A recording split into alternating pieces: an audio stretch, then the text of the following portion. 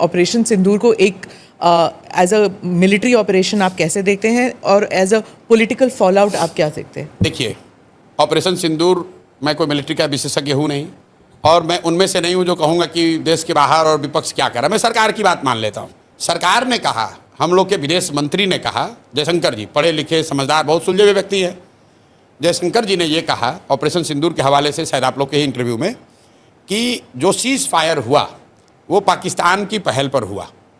तो मैं भाई जयशंकर जी की बात को मानता हूँ। तो अगर पाकिस्तान के पहल पर सीज़ फायर हुआ, इसका मतलब कि पाकिस्तान दबाव में था, पाकिस्तान की हालत ख़राब थी। जो हारता है वही तो सीज़ फायर के लिए हाथ जोड़ कर आएगा। तो अगर पाकिस्तान दबाव में था 1 दिन या 2 दिन के ऑपरेशन सिंदूर के बाद, तो भाई आप काहे सीज़ फायर किए? आपको 2-4 दिन और चलने देना चाहिए था, वो पाकिस्तान को मार के सेना वाले ठंडा कर देते। तो ये तो सरकार अपनी ही बात में फंसी हुई है। सरकार ये कह रही है कि मिलिटरीली ये सक्सेसफुल है। तो जब सक्सेसफुल था, पाकिस्तान घुटने पर आ गया था, आपसे सीज फायर के लिए रिक्वेस्ट कर रहा था, in the words of foreign minister Jaishankar, तो आपने सीज फायर किया क्यों? देश की जनता तो यही पूछ रही है कि भाई सीज फायर ये अचानक से क्यों हो गया? ट्रंप जी अपना अलग डफली बजा रहे हैं कि हमने अमेरिका से ही करा दिया। तो भाई ट्रंप की बात को हम क्यों मानेंगे? हम तो अपने देश की बात, सरकार की बात मानेंगे। हमारे देश की सरकार कह रही है कि पाकिस्तान के रिक्वेस्ट पर सीज फायर किया गया।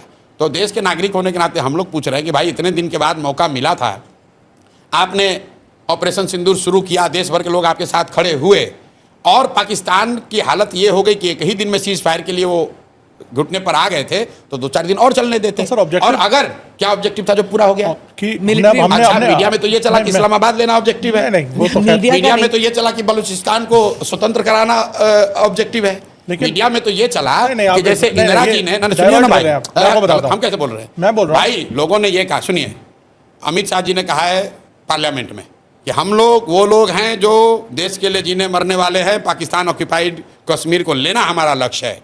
तो अगर पीओके लेना लक्ष्य था और पाकिस्तान घुटने पर आ गया था, तो काहे सीज फायर किए? अगर बलूचिस्तान को आज़ादी दिलानी थी, पाकिस्तान घुटने पर था, तो क्यों समझौता किए? आप ही बता दो भाई कि अगर पाकिस्तान डर गया था या घुटने पर था तो क्यों समझौता किए? और अगर नहीं था तो फिर आप जो बता रहे हो वो गलत है। दोनों बात तो सही नहीं हो सकती है। और ये बात सिर्फ जो जयशंकर जी ने कहा है उसी पर कह रहा हूँ। ट्रंप साहब तो कही रहे कि हम इंडिया को डरवा, इंडिया पाकिस्तान को दोनों को बुला के डांटे और इन लोगों में समझौता करा दिए। हम ट्रंप की बात पर नहीं जा रहे हैं, हम जयशंकर की बात कह रहे हैं। एंड तो कहीं होता है ना, क्या एंड? तो भाई वही एंड, मतलब लोग तो ये पूछ रहे हैं कि भाई आपने सायरन बजवाया, प्रैक्टिस करवाया, तो हम लोग तो तैयार थे 2-4-5 दिन के लिए। एक ही दिन में काहे सीज फायर कर दिए? 2-4 दिन और चलने देते, पीओके ले लेते हम लोग, तब आप कर लेते।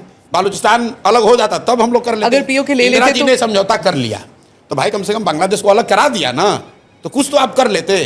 जो टेरर इंफ्रास्ट्रक्चर है वो तो ध्वस्त हुआ ना, ध्वस्त हो गया। विजुअल तो है, चले भाई रिकॉर्ड कर लो, विजुअल तो है। आप सरकार की ओर ना, विजुअल तो ठीक ही है। आप ये कह सकते हैं कि टेरर इंफ्रास्ट्रक्चर पाकिस्तान का ध्वस्त हो गया, कुछ डैमेज हुआ, तो सर लोग ये चाह रहे हैं कि जब मौका मिल गया था तो पूरा ही साफ कर देते। तो समतल थोड़ी ना कर सकते, एक मुल्क है न्यूक्लियर। अच्छा, तो उसके डर से रुक गए? कहीं तो रोकना पड़ेगा ना। तो ये पहले बता देते कि भाई हम शुरू करेंगे लेकिन न्यूक्लियर के डर से फिर रुक जाएंगे, तो पहले ही बता देते देश को भाई। अरे भाई आप ये बता दो कि चाहते क्या थे। मैं ये समझता था कि आपका उद्देश्य ये है कि टेरर इंफ्रास्ट्रक्चर पूरी तरीके से ध्वस्त कर दिया जाएगा। वो कोई नहीं कह सकता है कि हो गया है, कुछ टेरर इंफ्रास्ट्रक्चर को नुकसान हुआ होगा। दूसरा उद्देश्य अगर ये था कि आप पीओके को स्वतंत्र करा देते, वो तो हुआ नहीं। ये तो मीडिया कह रहा था ना, सरकार ने तो कभी नहीं कहा कि बलूचिस्तान को आजादी देना एक लक्ष्य था भारत का। ये तो कभी कहा नहीं। वो तो जैसे इंदिरा जी के भी टाइम में उन्होंने ये थोड़ी ना कहा शुरू में होगा कि हम बांग्लादेश को स्वतंत्र कराना हमारा लक्ष्य है। ये तो बीजेपी के स्वयंभू नेताओं ने कहा कि अरे आपने इंदिरा जी को क्या देखा, हम तो पाकिस्तान को 4 टुकड़ा में कर देंगे, हम बलूचिस्तान बना देंगे, हम पीओके ले लेंगे। तो भाई कर लेना था। फिर आप कह रहे हैं भाई तो न्यूक्लियर स्टेट है, तो भाई न्यूक्लियर स्टेट वो एक ऑपरेशन सिंदूर होने के बाद थोड़ी ना बना, वो तो पहले से भी था। वो तो असेसमेंट मोदी जी जैसे विद्वान लोगों ने किया ही होगा पहले से। तो भाई काहे लड़ाई शुरू किए? और किए तो पूरा करना चाहिए। देश की जनता ने तो नहीं कहा कि हम लोग न्यूक्लियर वाले से डर रहे हैं। भाई देश की जनता तो आपने जब सायरन बजवाया तो हम लोग अंधेरे में निकले, सब जाके प्रैक्टिस कर लिया कि भाई चलो अब न्यूक्लियर गिरे या बम गिरे हम लोग तैयार हैं। तो काहे भागे आप मैदान छोड़ के?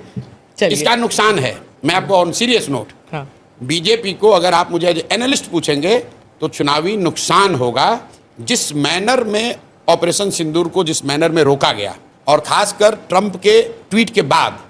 मैं अपना अनुभव आपको बता रहा हूं, मुझे किसी ने अमेरिका से भेजा उस समय कि ट्रंप ने ट्वीट किया है कि सीज फायर हो गया। तो मैंने कहा यार फोटोशॉप होगा, ये ऐसा कैसे हो सकता है? ये विश्वास नहीं कर सकते हो आप। स्पीच था उनका, हाँ। नहीं, ट्वीट पहले, सबसे पहले ट्वीट आया था, तो मुझे ऐसा लगा, मुझे खुद लगा कि अरे यार ये तो हो ही नहीं सकता है।